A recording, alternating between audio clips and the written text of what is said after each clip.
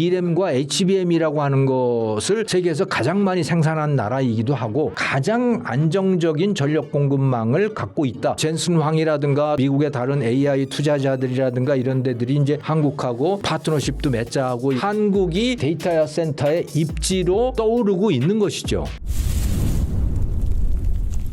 생성형 AI와 데이터 센터가 빠르게 확산되면서 안정적인 전력 공급의 중요성이 커지고 있습니다. 앞으로 AI 패권을 좌우하는 핵심 경쟁력은 전력 공급 능력이 될까요?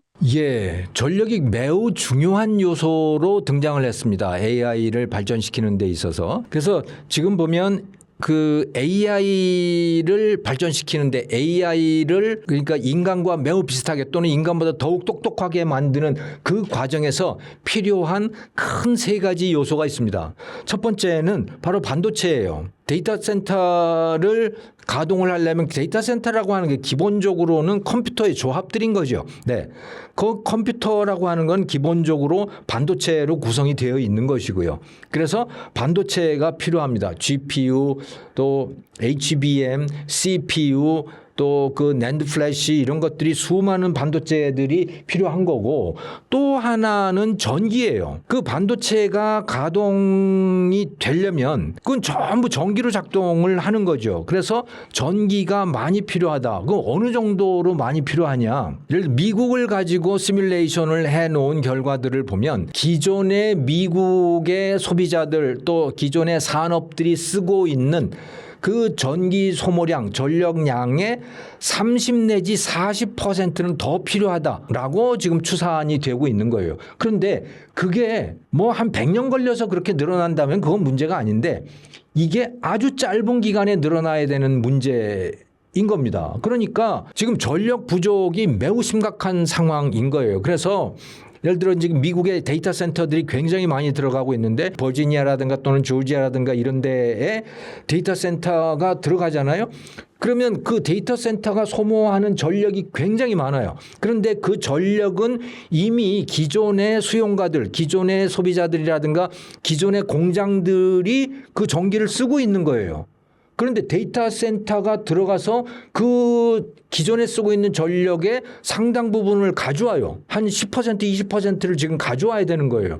그러면 기존에는 전기가 모자라잖아요. 자, 이 문제를 해결하려면 그러면 전력회사들은 어떻게 하느냐? 전기요금을 올리게 되는 겁니다. 그러니까 모든 전기 사용자들이 지금 전기요금을 더 많이 내야 되는 상황이 되어버린 거예요. 그러다 보니까 전력 사용량은 줄여야 되는 상황인 거죠. 왜? 발전량이 갑자기 늘어나지 않기 때문에. 그래서 지금 발전량을 늘려야 돼요. 그러려면 발전소를 지어야 되고 송전탑도 지어야 되고 변전소도 새로 만들어야 되고 다 이런 지금 상황에 처해 있는 거예요. 그래서 전기가 다 이렇게 날린 겁니다. 한편으로는 반도체가 모자라고 또 한편으로는 전력이 모자라요. 그런데 눈에 잘 안 보이는 요소가 또 하나 있어요. 그게 뭐냐? 가장 중요한 요소입니다. 바로 인재예요. 사람입니다. 데이터 센터를 운영을 하던 또 우리가 지금 생성형 AI라고 하는 뭐 제미나이라든가 또는 챗GPT라든가 클로드라든가 이런 수많은 것들은 이게 다 컴퓨터 프로그램이잖아요.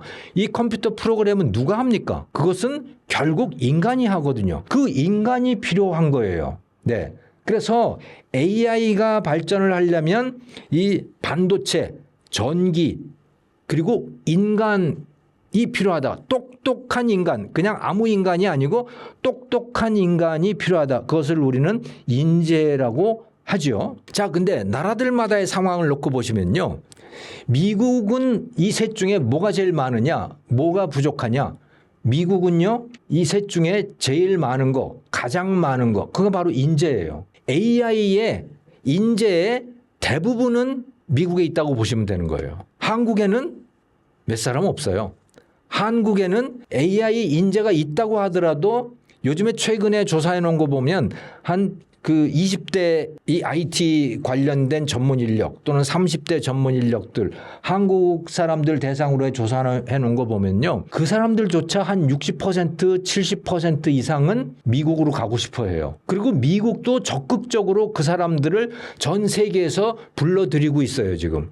그래서 미국에 AI 인재들이 많은 겁니다. 다들 미국으로 가고 싶어 해요. 그래서 미국은 AI 인재가 가장 풍부한 나라예요. 그런데 부족한 게 있죠. 부족한 건 뭐냐? 반도체가 부족하고 전기가 부족한 거예요. 그래서 반도체, GPU는 엔비디아가 만들잖아요. 또 AMD라고 하는 데가 GPU는 만들잖아요. 그런데 GPU와 결합되어 가지고 제대로 AI로서 행동을 할 수 있는, 학습을 하고 추론을 할 수 있는 그 메모리가 필요하지 않습니까? 그 메모리가 바로 HBM이고 DRAM이고 그런 거예요. 그거는 미국이 만들지 못하죠. 그걸 가장 잘 만드는 데는 한국인 거예요. 또 미국이 없는 거는 또 뭐냐? 그거는 전기인 겁니다, 지금. 물론 미국에 전기 많죠. 미국의 원자력 발전소도 많고 그렇습니다만은 그거는 이미 다들 쓰고 있는 거예요. 이미 기존의 소비자들, 기존의 기업들이 쓰고 있어요. 그런데 데이터 센터는 새로운 수요자예요. 여기에다가 공급을 해줘야 되는데 그 발전소가 없고 그 송전탑이 없고 그 변전소가 지금 없는 거예요. 그걸 누가 잘 만드느냐? 미국은 그걸 못 만들고 있는 거죠. 그걸 잘 만드는 데가 바로 한국인 거예요. 한국의 건설회사, 한국의 LS전선, 뭐 한국의 두산 에너빌리티 뭐 이런 데라고 보시면 되는 거예요. 자, 그럼 한국은 어떠냐? 한국이 잘하는 거 뭐냐? 한국이 잘하는 거는 HBM 만드는 거, DRAM 만드는 거 이거 잘해요. 한국은 그러면 GPU 만드는 거 잘하느냐? 전혀 못해요. 그거는 엔비디아와 TSMC가 만들고 있는 거예요. 한국은 그러니까 메모리 반도체만 잘하고 있다라고 하는 거예요. 전력은 잘하고 있잖아. 한국은 기존의 전력은 잘하고 있어요. 그리고 한국은 변압기도 잘 만들고 한국은 송전탑도 잘 만들 수 있어요. 그런데 앞으로도 잘 만들 수 있느냐? 이건 전혀 다른 이야기입니다. 송전탑을 하나 만들려고 하면 스님들이 나와서 반대해요. 그러니까 우리는 송전탑을 세우는 기술은 있지만 실제로 산에다가 송전탑을 만들어서 전기를 송전할 수 있느냐? 못해요, 지금 그건. 환경단체 반대하고 스님들 나와서 반대하고 그러면 꼼짝 못하잖아요. 아무것도 못하잖아요. 우리는 그래서 반도체 공장에도 전기를 공급하기 어렵고 새 반도체 공장에는 전기 공급하기 매우 어렵습니다. 왜? 연결을 할 수가 없기 때문에. 또는 새로운 반도체 공장 또는 새로운 데이터 센터를 위해서 미국처럼 SMR 소형 원전을 우리가 설치할 수 있느냐? 이것도 못해요. 기술은 있어요, 우리가. 기술은 있지만 환경단체 반대, 뭐 주민 반대 이런 것 때문에 우리는 할 수 없는 상황이에요. 우리가 없는 게 있습니다. 그게 인재예요. 한국에 AI 인재가 있느냐? 저는 없다고 봐요. 지금 있는 얼마 안 되는 인재도 조만간 미국으로 빠져나갈 거예요. 옛날 같았으면 아마도 중국으로 빠져나갔을 텐데 이제 중국으로 빠져나가기는 어려운 거죠, 한국 인재가. 근데 미국으로 빠져나갈 가능성이 매우 높다. 한국은 그걸 잡아두기가 매우 어렵다. 왜? 미국에서 예를 들어 30만 달러 주겠다고 하는데 한국에서 4억 원 준다고 할 수 있습니까? 연봉을? 그렇게 못해요. 네, 한국은 노조 때문에 뛰어난 사람에게 예외적인 급여를 줄 수 있는 그런 기업 환경이 되지를 않습니다. 그래서 우리는 인재를 잡아놓지 못해요. 그러니까 자, 다시 말씀을 드리면 AI 발전을 위해서 반드시 필요한 게 있다. 그거는 뭐냐? 반도체, 그 GPU와 메모리, 그다음에 전기, 세 번째 무엇보다 중요한 거 인재. 한국이 가지고 있는 건 뭐냐?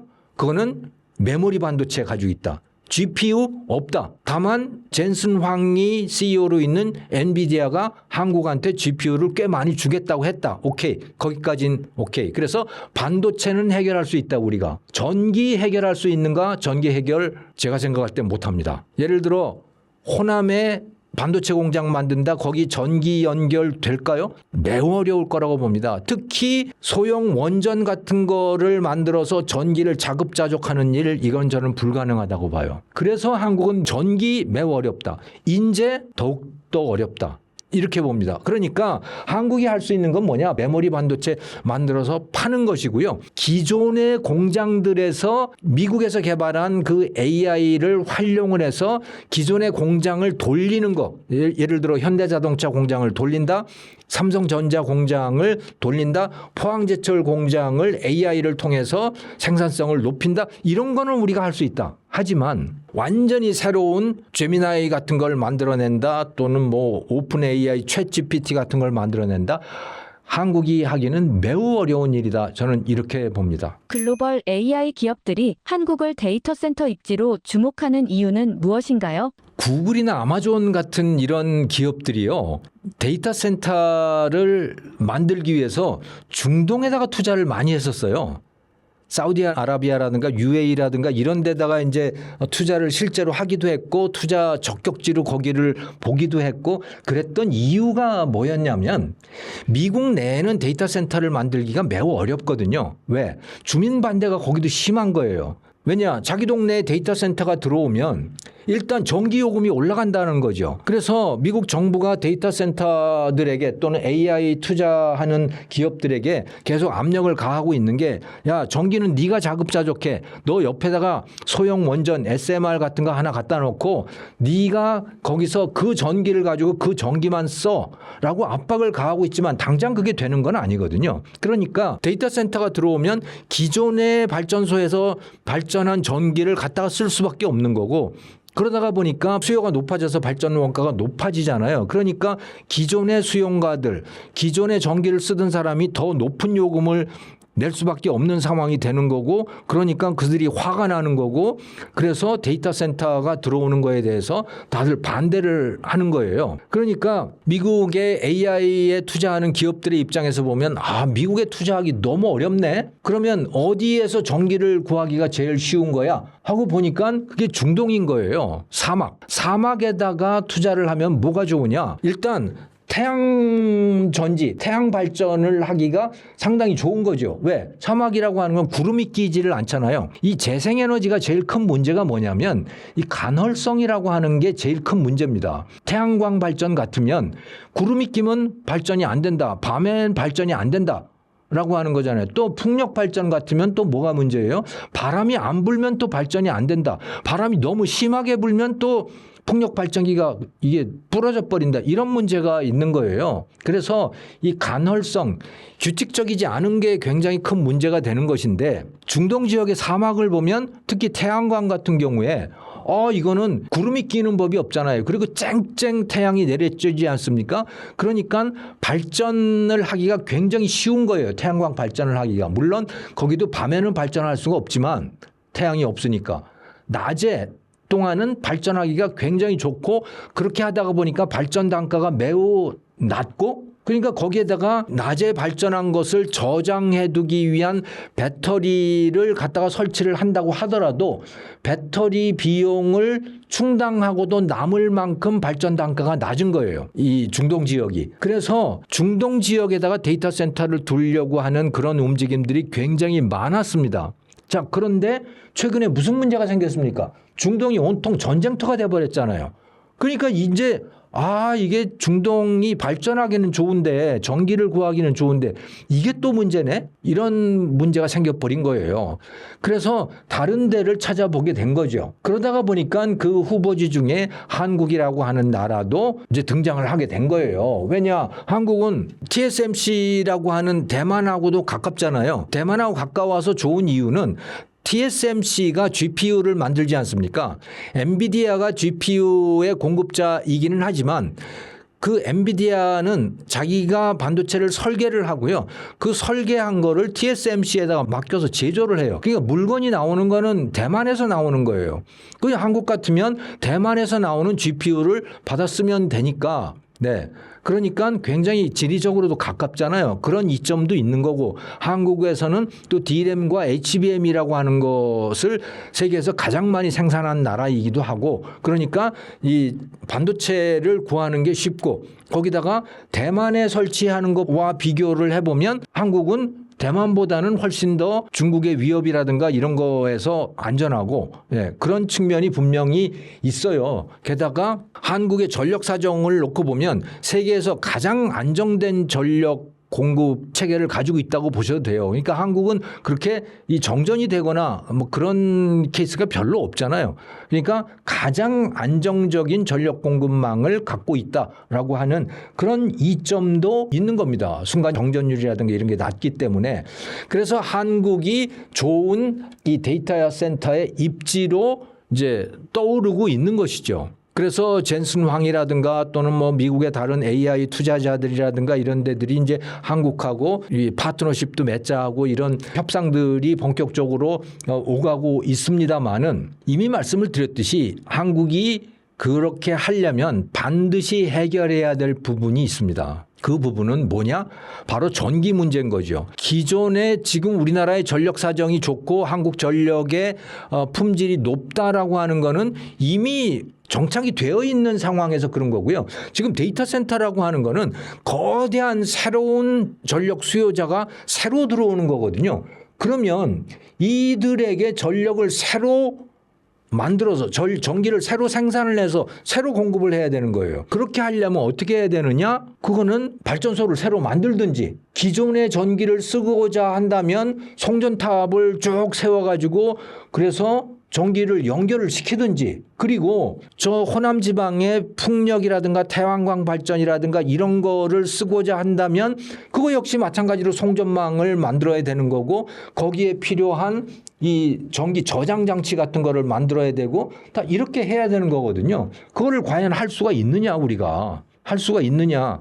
제가 생각할 땐 이건 정치적인 문제입니다. 이거를 못하는 이유는 주민 반대, 환경단체의 반대 뭐 다 이런 것들이거든요. 이건 다 정치적인 문제잖아요. 그거를 설득을 해야 되는 거예요. 누가 설득할 것이냐 또는 누가 그거를 참을 것이냐. 우리 동네 데이터 센터 들어오고 우리 동네 발전소 들어오는 거 나 싫어. 근데 누군가는 참아야 되잖아요. 그걸 과연 한국인들이 해낼 수 있을까? 외국의 데이터 센터가 한국에 자리를 잡을 수 있는지의 여부가 저는 결정된다고 봅니다.